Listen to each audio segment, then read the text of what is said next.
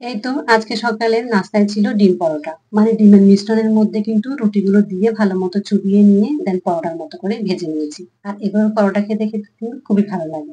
তো যাই হোক সকালবেলা কিন্তু আমরা সবাই নাস্তা করে নিয়েছি। এরপর দেখলাম এদিকে শ্বশুর আব্বু বাজার থেকে বাজার নিয়ে আসছে। মানে আমার শ্বশুর আম্মা কিন্তু প্রায় সময় বলেন যে আমার শ্বশুর আব্বু নাকি তাকে একদমই দেখতে পারে না। বিষয়টা এমন না দেখতে পারে না, আসলে সেটা না। একটু কেয়ার করে না এই আরকি। যাই হোক এটা শাশুড়ি মায়ের কথা। তো শ্বশুর আব্বুকে এটা শুনে বসে থাকার লোক উনি কিন্তু সকাল, সকাল বাজারে গিয়ে শাশুড়ি মায়ের পছন্দের পাকা, পাকা জাম, লতি, চিচিঙ্গা, কাঁকরোল, ড্রাগন ফল, সাথে হচ্ছে কাঁচা কলা। মানে আজকে শাশুড়ি মায়ের সব রকম পছন্দের সবজি নিয়ে আসছে। যেহেতু শাশুড়ি মায়ের শরীরটা খুব একটা ভালো না, তো যেগুলো খেলে শরীরের উপকার হবে সেইগুলো নিয়ে আসছে। তো শুধু কি শাকসবজি ফ্রুট খেলে চলবে? সাথে একটু উপকারী মাছও খেতে হবে যেগুলো শরীরের জন্য অনেকটাই ভালো।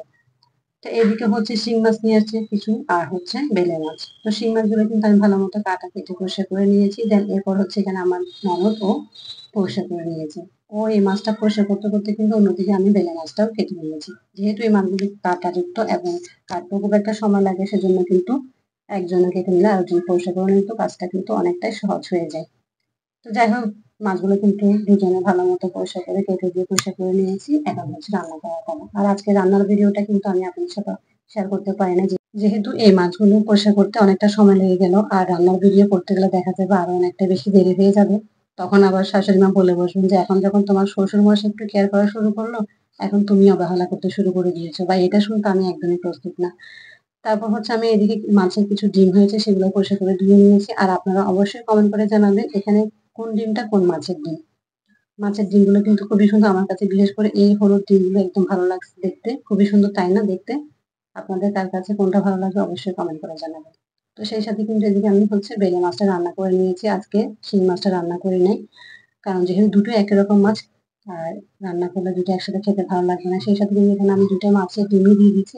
আর হচ্ছে টমেটো দিয়ে একটু ভুনা ভুনা করে লতি রান্না করেছি। এভাবে কিন্তু ভুনা ভুনা করে টক টক একটু ঝাল ঝাল করে রান্না করলে আমার মেয়ে খেতে ভীষণ পছন্দ করে। সেই সাথে হচ্ছে মুরগির মাংস দিয়ে কাঁচা কলা রান্না করেছি। আর কাঁচা কলা কিন্তু মুরগির মাংস দিয়েও রান্না করলে অনেক বেশি মজা হয়। আপনারা কে কে রান্না করেন এগুলো অবশ্যই কমেন্ট করে জানাবেন। এই তো আজকে সবকিছু হচ্ছে শাশুড়ি মায়ের পছন্দের রান্না। তো শাশুড়ি মা আপনি কিন্তু এখন আর বলতে পারবেন না যে আপনাকে আমার শ্বশুর মশাই একদমই পছন্দ মানে কেয়ার করেন না। আমার শ্বশুর মশাই কিন্তু আপনাকে অনেক যত্নই করেন, এটা কিন্তু প্রমাণিত।